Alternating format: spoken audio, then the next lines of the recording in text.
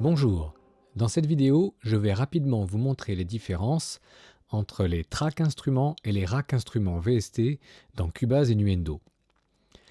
Voici un projet vide. Donc la première opération que je vais faire, c'est créer une track instrument. Il faut savoir qu'en cliquant droit ici dans l'inspecteur, vous allez avoir ajouté une piste instrument. Là, il s'agit d'un track instrument uniquement. Je prends une instance de contact. Automatiquement, il me crée une piste qui correspond à cet instrument. Si je lui modifie le nom,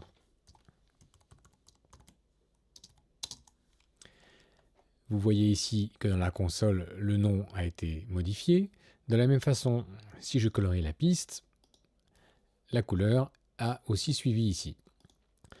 Maintenant, si je veux créer un rack instrument, je n'ai pas d'autre solution que d'aller ici dans Rack Instrument, dans la fenêtre de VST. Il faut bien faire attention à la petite flèche, c'est pas énorme.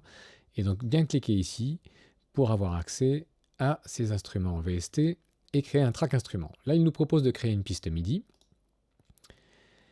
Et nous voici avec un contact. Et là, on voit tout de suite, je vais colorier cette piste-là en vert pour la différencier. Et on voit ici que la couleur a été mise sur la piste MIDI. Ceci est une piste MIDI, mais pas sur la piste audio qui lui correspond. Et d'ailleurs, si je modifie le nom pour préciser que c'est un rack, on voit bien ici que la piste n'a pas changé. De la même façon, si je crée différentes sorties séparées, il faut que je passe par cette fenêtre-là. Et on voit qu'il me les ajoute bien ici. De la même façon, je peux créer d'autres pistes séparées pour le track instrument. Et on voit qu'il me les ajoute directement dans la console, qui leur affecte la même couleur, et je ne les vois pas ailleurs. Donc je n'y ai pas accès réellement de façon indépendante. Quelle est l'utilité principale du track instrument? À mon sens, le track instrument est valable si vous utilisez un template avec une piste par instrument et que tous vos VST sont en interne dans Cubase ou Nuendo.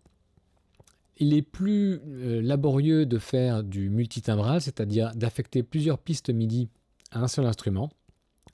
Plus laborieux, non pas parce que c'est plus compliqué, puisqu'on peut tout à fait créer là plusieurs pistes MIDI qui sont associées à cet instrument-là. On voit bien qu'ils sont affectés au track ici. De la même façon, ici, si je crée plusieurs pistes MIDI sur le rack instrument, elles vont être affectées ici au contact 2. Alors il ne me met pas le nom de la piste, ça c'est une indication qui est un petit peu moins pratique ici, parce que là on voit bien que c'est le track instrument. On peut modifier les canaux MIDI sans problème, et la connexion est directe entre ces pistes-là et les pistes du track instrument, et les pistes MIDI rajoutées et celles du rack instrument. Par contre, un des gros avantages du track instrument, tout d'abord, c'est la possibilité de l'activer ou de le désactiver en ayant le VST qui soit lié. Si je clique droit sur la piste du track instrument, je peux désactiver la piste. Si je le désactive, voilà, on voit que la piste est grisée et ici, mon track instrument a disparu. La piste principale de la console a disparu aussi. Et de ce fait, les pistes MIDI qui lui sont rapportées sont déconnectées. Si je réactive cette piste, voilà, la piste réapparaît ici et dans la console et le VST instrument réapparaît. Par contre, les pistes MIDI qui lui étaient ajoutées ne lui sont plus connectées. Donc, je pars du principe que ce n'est pas la meilleure utilisation de rajouter plusieurs canaux MIDI et d'avoir plusieurs sons dans une instance de contact à partir du moment où c'est un track instrument. En revanche, le rack instrument, vous pouvez aussi désactiver la piste MIDI. Mais là, vous voyez que ça a bien supprimé la piste MIDI dans la console, mais ça n'a pas désactivé l'instance de contact. Donc vous ne gagnez pas en DSP dans le template que vous créerez de cette façon. Et là, les pistes MIDI par contre ne sont pas désactivées puisque l'instance de contact existe toujours. Donc on peut réactiver, mais on ne gagne pas en ressources. Donc j'aurais tendance à dire que le rack instrument est davantage dédié à l'utilisation en multitimbral, c'est-à-dire que nous aurons une instance de contact avec plusieurs instruments dedans et une piste MIDI qui lui est connectée. En revanche, si votre machine a les ressources suffisantes pour charger un instrument VST par son, et donc avoir une piste, vous aurez tout avantage à utiliser les tracks instruments qui vont retenir dans la console toutes les informations de routing, de changement, d'équalisation, etc. Ce qui n'est pas le cas avec le rack instrument. Si vous supprimez le VST ici à la main et que vous le remettez, vous ne retrouverez jamais tous les réglages que vous lui avez fait. Autre fonctionnalité assez pratique du track instrument, c'est les automations des effets MIDI. C'est-à-dire que si par exemple vous avez un son avec des possibilités d'automation, avec un certain nombre de paramètres, vous voulez ici automatiser ce mouvement-là.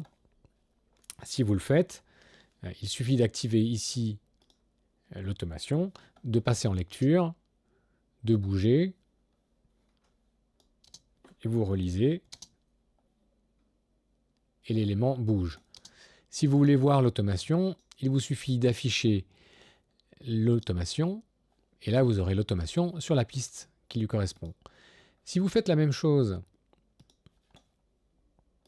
sur une piste rack instrument, vous allez voir que en activant l'écriture ici, vous n'activez pas l'écriture du VST. Donc si je reviens sur le track instrument,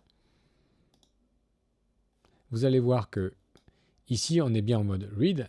Si je l'enlève, ça l'enlève ici. Si je passe en write, ici c'est affecté. Donc la connexion entre cette piste-là et son instrument et la piste de la console sont faits automatiquement. Alors que pour le rack instrument, c'est une piste MIDI qui est connectée à un VST instrument pour la gestion du MIDI. Donc nous retrouverons l'automation que nous avons vu tout à l'heure plutôt dans cette piste-là.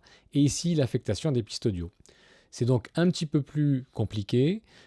Ça offre moins de possibilités, sauf celle d'avoir une utilisation en multitimbral beaucoup plus pratique et efficace, ce qui n'est pas le cas du track instrument. Donc pour résumer, si vous voulez faire une configuration avec des instruments, par exemple Contact, qui utilisent plusieurs instruments par instance de Contact, il vaut mieux utiliser le rack instrument. En revanche, si vous avez les ressources nécessaires pour utiliser un VST instrument Contact par exemple, par instrument que vous voulez configurer, vous pouvez tout à fait utiliser les track instruments. Voilà, j'espère que cette rapide explication des différences de ces deux types d'utilisation de VST dans Cubase et Nuendo vous aura aidé. N'hésitez pas à laisser vos commentaires et je vous remercie.